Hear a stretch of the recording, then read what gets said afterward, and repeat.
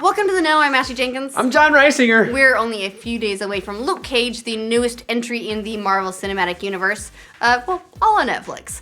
And so far, the reviews are painting it as one of the best things Marvel has done yet, with a current rating of, get this, 100% on Rotten Tomatoes. Wow, that's a lot. No, you're supposed to say Sweet Christmas. Sweet Christmas! There we go. Whether you've been a fan of Marvel's other Defenders TV series thus far, or you're willing to jump into Luke Cage with cold feet, we put together a little primer about what you need to know before the series is available for binge watching in its entirety on Friday. That way you can focus on the important parts of the show, like when the heck Stan Lee is going to make his appearance, because he has to make some sort of cameo at some point in one of these Defenders series. And they've already apparently recorded like his next couple of cameos. Yeah. So for those of you who are somehow unaware, Luke Cage is one of the Defenders, the street-level heroes that do the same work as the Avengers on a local scale, minus the aliens and robots who conveniently shut down when it's time for the movie to end.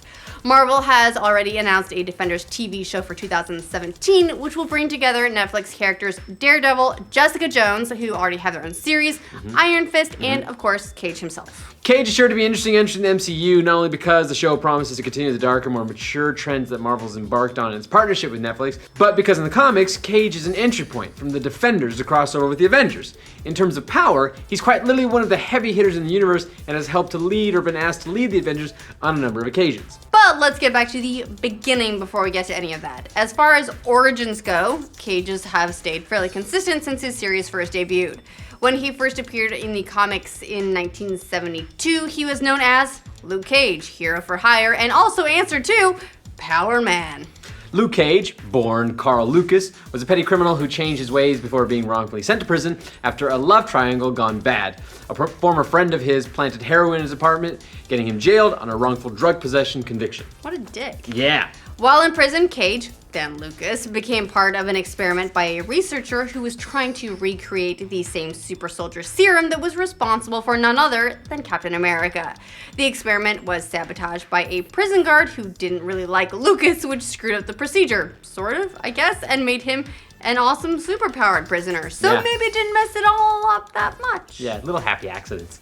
The main two things that were affected were Lucas's strength and his skin. In terms of strength, Cage is able to lift up to 25 tons, although that could be toned down to fit in more with the other street-level heroes, and also has hardened skin. The unbreakable skin has the strength of titanium and is resistant to knives, guns, and explosions. He's also got one of those super convenient healing factors that gets him out of a lot of jams. Yeah, Lucas also quickly figured out he didn't need to put up with any more prison bullshit now that he had superpowers, so he escaped his cell block and went back to New York, as you do, specifically Harlem, where he decided to make money as a hero for hire. However, since he was also on the run from the law, he needed to keep a low profile, hence the name change, and the gaudy billow outfit with the tiara. Like this chain around his waist too, that was a thing. Also that definitely kept him safe from the law. Fortunately, that outfit won't be making an appearance officially in the show. It's being updated as a more modern take on the hero, and the key focus is on Cage wanting to help heal his neighborhood without stepping into the limelight. Now, as for the TV version, we're not sure how much of the original origin story is going to stay entirely intact. The trailers clearly show that Cage was experimented on, but there's no telling if they're going to adjust the backstory. The hero for a hire angle doesn't really seem to be there in the iteration of the characters as we've seen him so far, but we'll see. Yeah, show's not out yet. When we first meet Cage in the MCU via Jessica Jones, he's running a bar and doesn't want to be noticed. This could be because of the law after him, but in the series he also indicates he's got enemies that want to hurt him. So if you haven't seen Jessica Jones, Cage actually plays a pretty significant role in the first season. He gets swept up in her bedroom along with her battle against Kilgrave.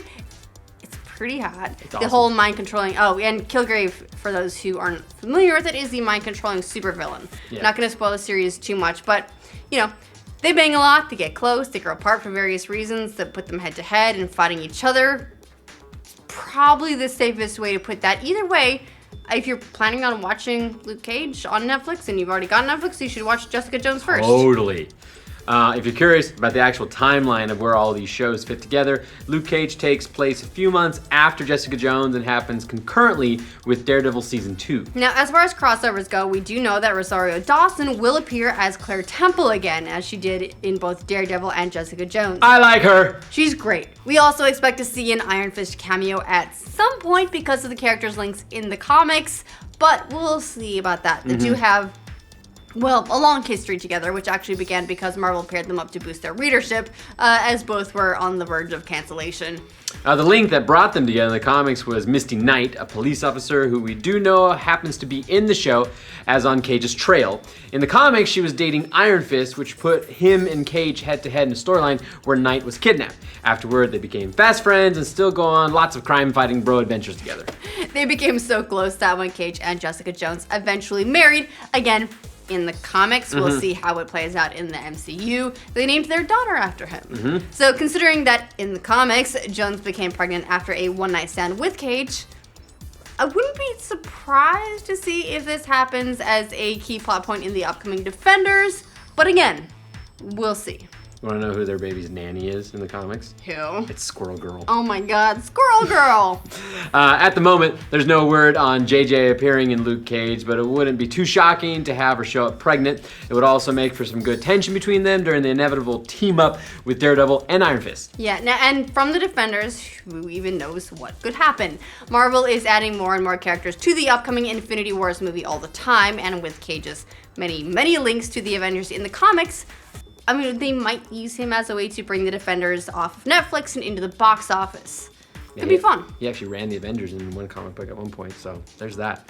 The first time Cage crossed paths with the Avengers significantly was during the Civil War saga when he refused to be a part of the superhuman registration along with Captain America. Together they went underground and formed the Secret Avengers, battling against S.H.I.E.L.D. So he was later offered the role of leader of the new Avengers. Called it! By Bucky Barnes, but he turned it down. Oh. At one point, he did lead the Mighty Avengers, There you go. which are totally different. Yep. With Blue Marvel, Spectrum, Ronin, Victor Alvarez, aka Power Man, Falcon, White Tiger, and She-Hulk. Yeah, everyone knows every single character you just listed off. I mean, look, the comics universe versus the cinematic universe is kind of crazy, and we'll see what carries over from one to the other, but those are potential characters that could show up later down the line. Probably not in season 1 of Luke Cage, probably. So that should get you up to speed on Luke Cage, the newest hero getting his own solo endeavor in Marvel's ever-growing cinematic universe. We'll have to see if it lives up to the hype created by its early reviews, which praised it as being extremely confident, with an amazing cast and superb storytelling. So Luke Cage actually launches this Friday. It's September 30th, so binge responsibly, everyone, and I guess we'll see how you like it on Monday. Yeah. What do you guys think about Luke Cage's upcoming series? Are you excited for more entries into the Defenders TV-verse? Let us know in the comments. And for future updates on all the things Marvel, like this video and subscribe to The Know. A lot of people bagged on Agents of S.H.I.E.L.D. I'm gonna be honest, I kinda liked it. It's good. It gets better. It starts rough, gets really good, and then I'm just now catching up on season 3, and boy, does it start rough again. The writers are getting a little lazy. Well, I started the first, I didn't mind it at all. Yeah. I was like, okay, sitcom, got it. Honestly, he can carry his own series. Yeah, Coulson is great. Coulson's wonderful. He's just such a badass. Halfway through season 1, gets really awesome. It starts to ramp up. I feel like it gets better and better and better. And I've heard, I haven't started on season 4 yet, which is now airing. But from what I've heard, it's insanely good. So Yeah. I might perversely hold off on it a little while. So you can binge for? Yeah. Yeah.